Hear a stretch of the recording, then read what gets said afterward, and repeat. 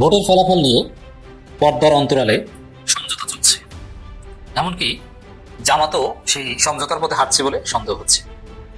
কিন্তু শিবির এ বিষয়ে স্ট্রিক্ট থাকতে চাচ্ছে। হঠাৎ করে জামাত চুপচাপ।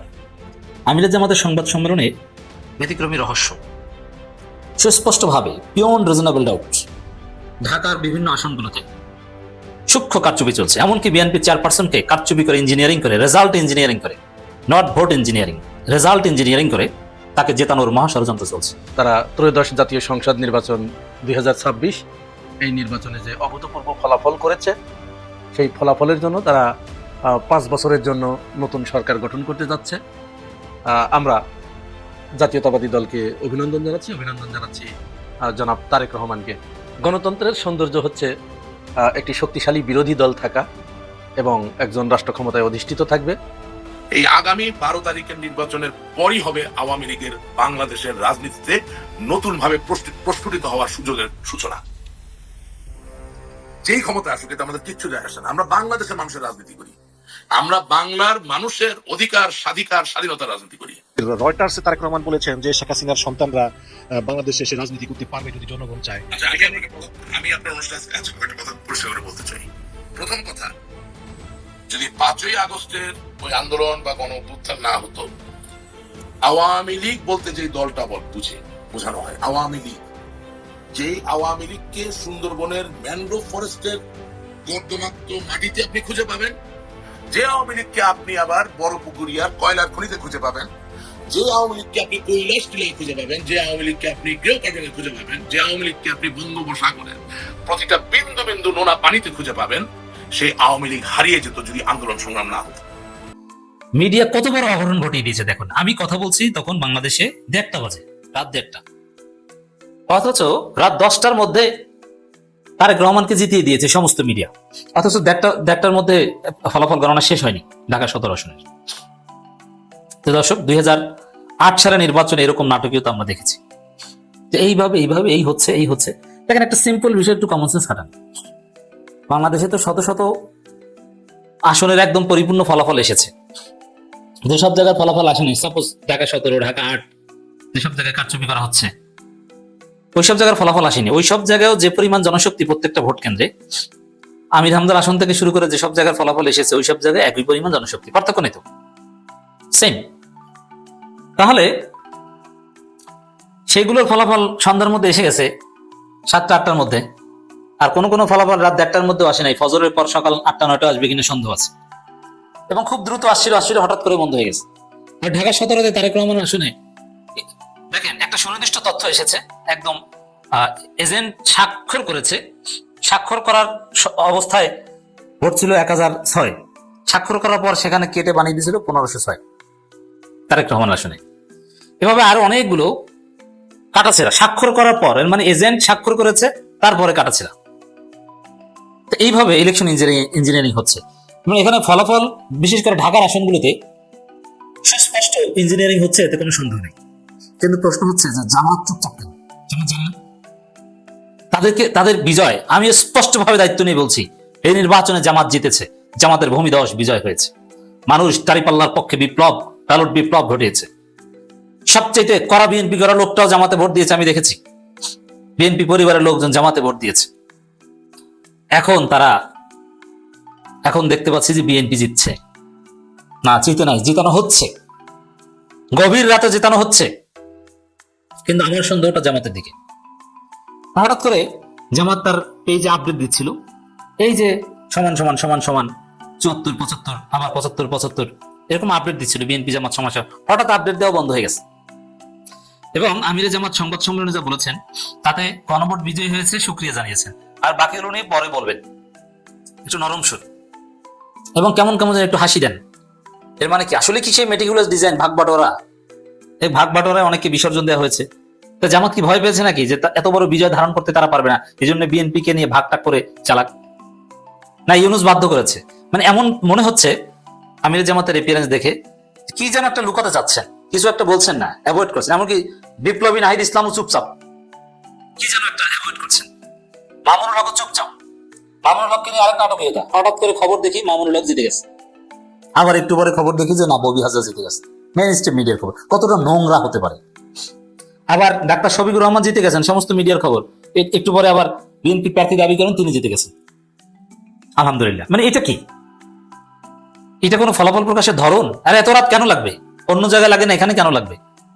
একটা সময় ছিল যখন ফলাফল ঠিকই একটা নির্দিষ্ট সময়ের মধ্যেই গণনা হতো, কিন্তু ফলাফলটা মিডিয়ার কাছে আসতে সময় লাগতো, কারণ তখন তো আর ইন্টারনেট ফেসবুক ছিল না যে মুহূর্তের মধ্যে ছড়িয়ে পড়বে।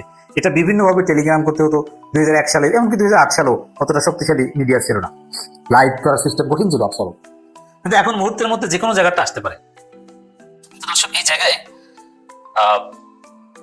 আমির জামাত কিংবা নাহিদ ইসলাম কিংবা মামুনুল হক, রাশেদ প্রধান, কারো কোনো হুঙ্কার গর্জন দেখি না, সবাই একটা চুপচাপ। না, আমার কাছে যেটা মনে হচ্ছে যে ইউনূস একটা ঝুলন্ত পার্লামেন্ট টাইপের বা ভাগ বাটোয়ারা করে কিছু একটা দিয়ে যাবেন, অথবা কোথাও থেকে সেনাপ্রধান থেকে কিংবা ইউনূস থেকে কিংবা তারেক রহমান থেকে কোনো ফোন এসেছে, কোনো আলাপ আলোচনা পর্দার অন্তরালে চলে থাকতে পারে। নইলে স্পষ্ট জালিয়াতির বিরুদ্ধে আমির জামাত স্পষ্ট নির্দেশনা কেন দিবে না? নাহিদ ইসলাম কেন ঢাকা অবস্থান কর্মসূচি দিল না? চুপচাপ কেন? দর্শক, এটা নিয়ে রহস্য। আমির জামাতের বক্তব্যটা একটু শুনে দেখেন।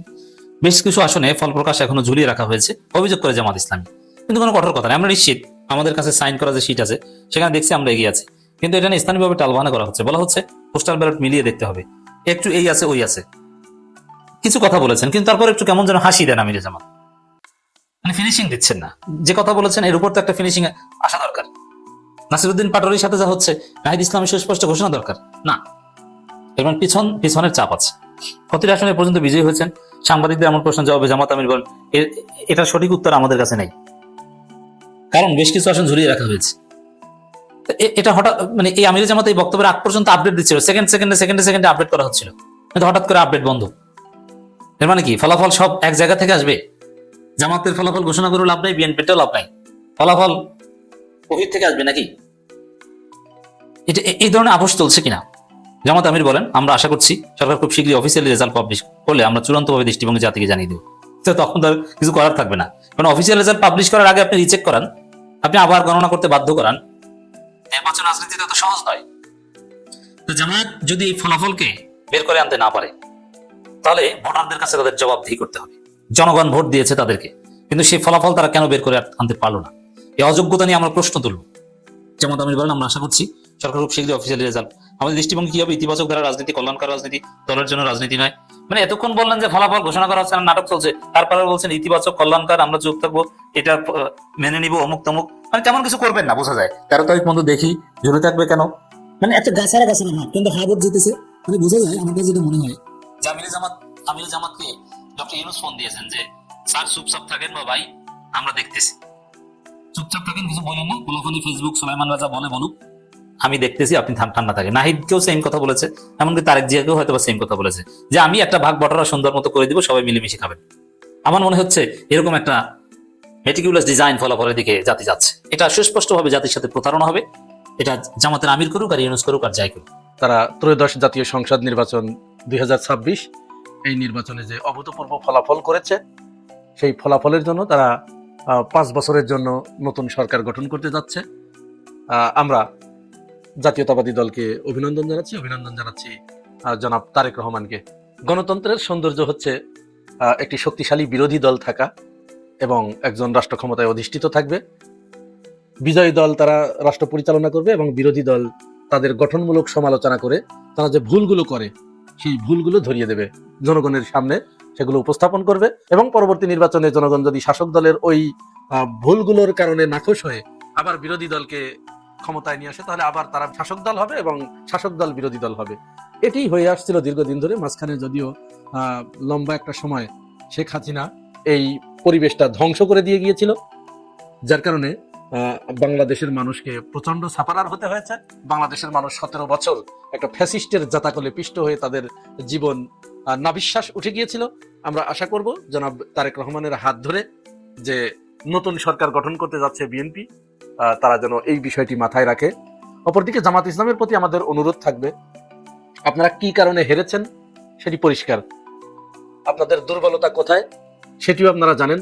আমরা বারবার সোশ্যাল মিডিয়ায় কাজ করার কারণে আপনাদেরকে ধরিয়ে দিয়েছি যে এই জায়গায় আপনারা কাজ করবেন, কিন্তু সেই জায়গাগুলোতে আপনাদের প্রচন্ড ব্যর্থতা ছিল, দুর্বলতা ছিল। সর্বোপরি 2026 সালে জামাত ইসলাম শাসন ক্ষমতায় চলে যাবে এরকম প্রিপারেশন আসলে তাদের ছিল না।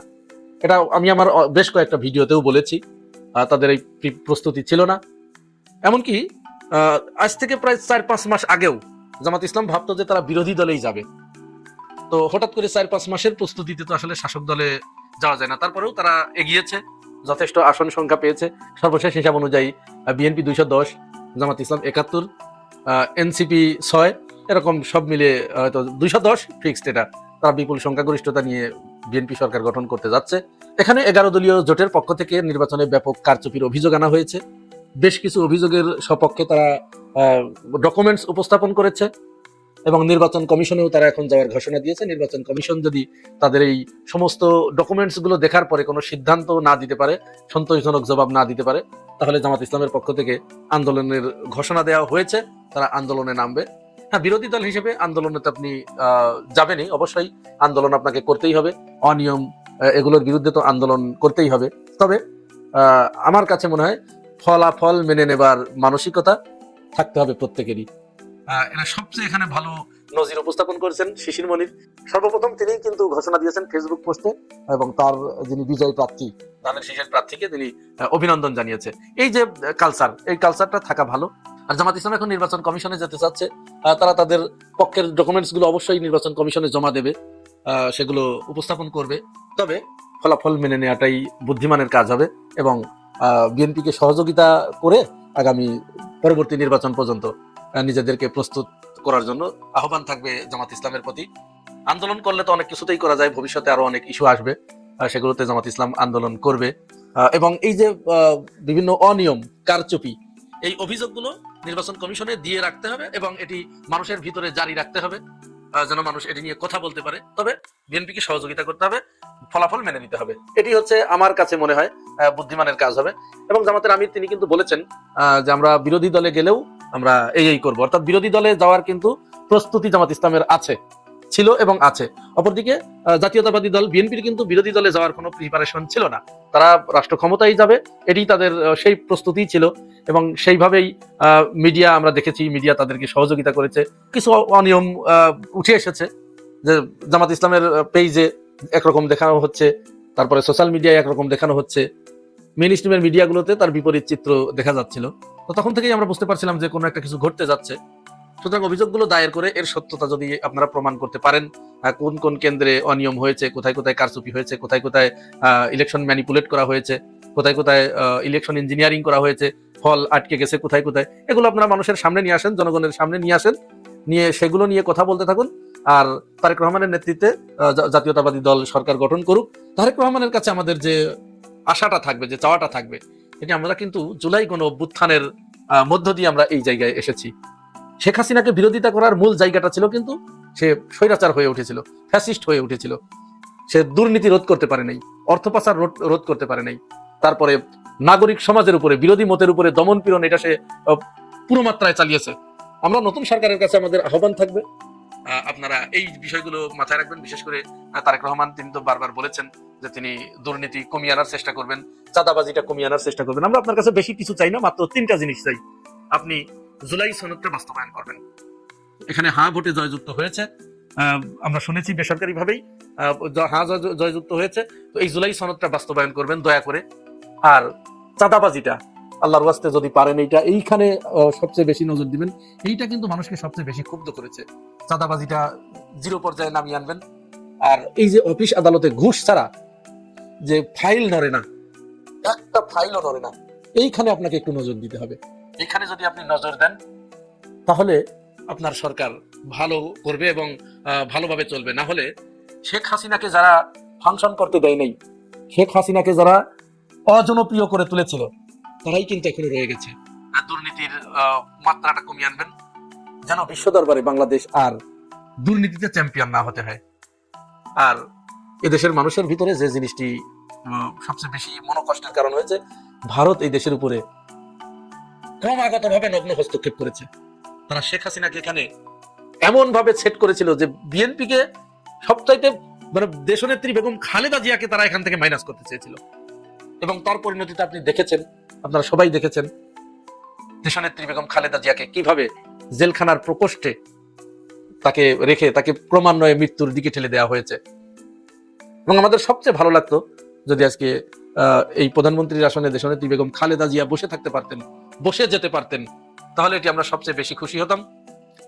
তো যাই হোক, সব মিলে আপনার প্রতি অনেক বড় আশা, বাংলাদেশের মানুষের শুভকামনা এবং আশা, এই আশাগুলো পূরণ করবেন। আর আমরা আপনার অবশ্যই যে ভুলগুলো থাকবে, জুলাই গণ অভ্যুত্থানের বিপক্ষে যখন আপনি চলে যাবেন, ভারতমুখিতা যখন আপনার দলের ভিতরে বা আপনার নীতির ভিতরে আমরা দেখতে পাবো, তখন কিন্তু অবশ্যই আমরা আপনাকে বিরোধিতা করব।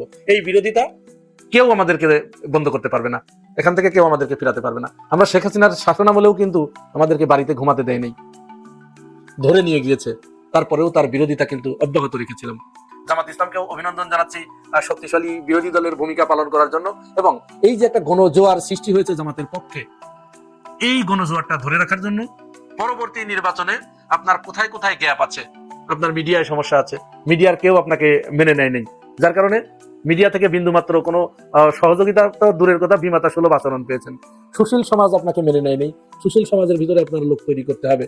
এরপরে ডিপ স্টেটের কোথায় কোথায় আপনার সমস্যা আছে, কোন কোন জায়গা আপনাকে মেনে নিতে চাচ্ছেন আপনাদের, সেই জায়গাগুলো আপনাদেরকে খুঁজে বের করতে হবে, সেই জায়গায় কাজ করতে হবে। সব মিলেই জাতীয়তাবাদী দল বিএনপির প্রতি কিন্তু প্রচন্ড একটা চাপ থাকবে, জুলাই সনদ বাস্তবায়নের একটা চাপ থাকবে, তারপরে ভারতের পক্ষ থেকে শেখ হাসিনাকে প্রতিষ্ঠিত করার বা প্রাসঙ্গিক করে তোলার একটা চাপ থাকবে। শেখ হাসিনা যে অর্থনীতিটা একেবারে ধ্বংস করে দিয়ে গেছে, সেই মৃতপ্রায় ধ্বংসপ্রায় অর্থনীতিকে একটা জায়গায় পৌঁছিয়ে দেবার এটার একটা চাপ থাকবে। চাঁদাবাজি যে এদেশের বড় সমস্যা, সেই চাঁদাবাজি রোধ করার একটা চাপ থাকবে। দুর্নীতি যে অনেক বড় একটা সমস্যা, সেই দুর্নীতি রোধ করার একটা বড় চাপ থাকবে। সব মিলে একটা বড় চাপ নিয়েই কিন্তু জনাব তারেক রহমান তিনি রাষ্ট্র ক্ষমতায় অধিষ্ঠিত হতে যাচ্ছেন। বিরোধী দল আপনার উপরে এই চাপগুলো কিন্তু ক্রিয়েট করবে, প্রেশার ক্রিয়েট করবে। সব মিলেই আপনাকে সেইভাবে দেশ পরিচালনা করতে হবে। আর জামাত ইসলামের যারা নেতাকর্মী আছেন, যারা দীর্ঘদিন কষ্ট পরিশ্রম করেছেন, আপনাদের কষ্ট পরিশ্রম বৃথা গিয়েছে এটি আমি মনে করি না। সুতরাং আপনাদেরকে অভিনন্দন, আপনারা কষ্ট করেছেন, আপনাদের কষ্টের ফল পেয়েছেন শক্তিশালী বিরোধী দল হিসেবে যাওয়ার। তবে আরো কিছু আসন হলে ভারসাম্যটা রক্ষা হতো। এই ভারসাম্যটা রক্ষা যাতে না হয় সেই ব্যবস্থাই করা হয়েছে অবশ্য। তো সব মিলেই সকলের প্রতি অভিনন্দন। নতুন সরকার, নতুন বাংলাদেশ, আমরা নতুন ভোরের দিকে এগিয়ে যাব, এই প্রত্যাশা রেখে এখনকার মতো শেষ করছি।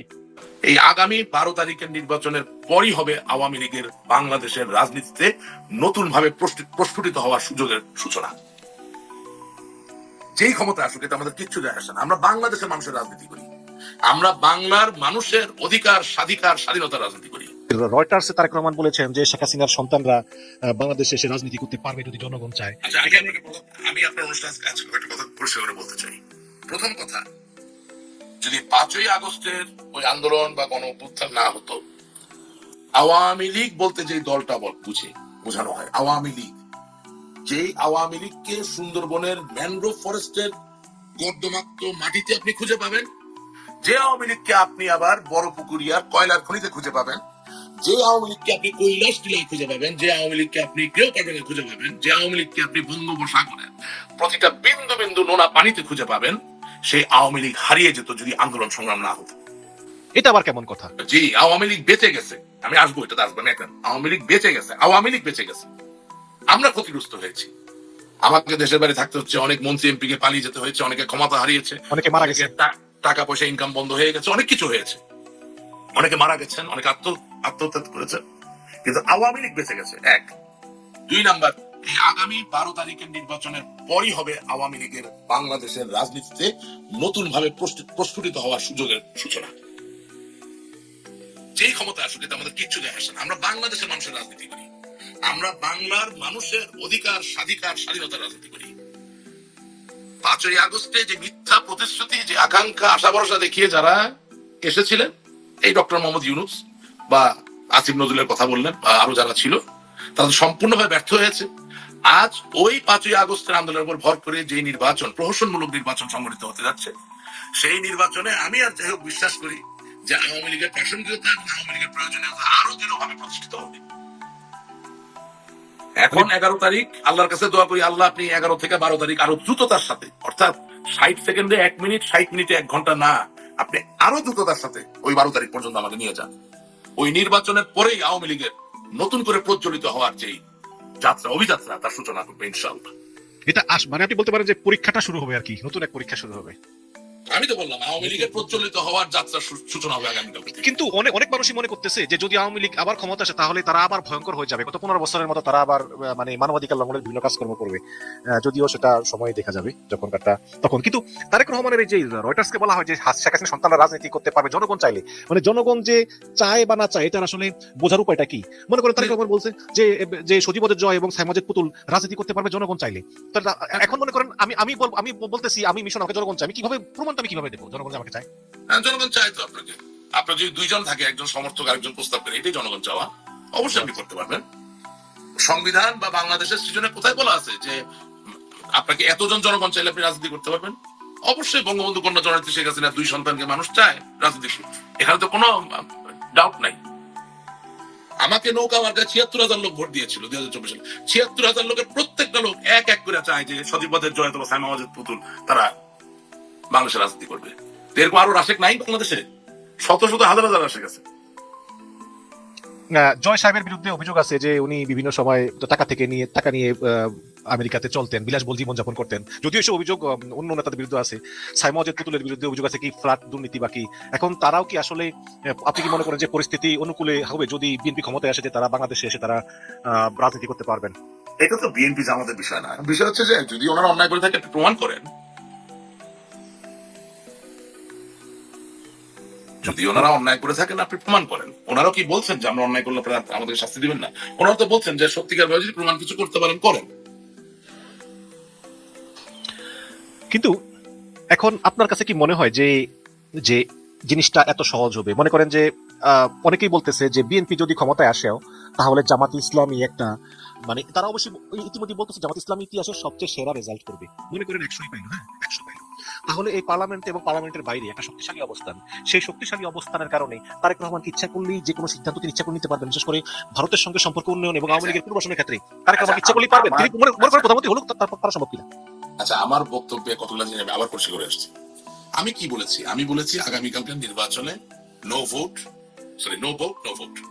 আবার বলি, আগামীকালকে নির্বাচনে আমাদের অবস্থান, আওয়ামী লীগের অবস্থান নো ভোট, নৌকা নাই, ভোট নাই।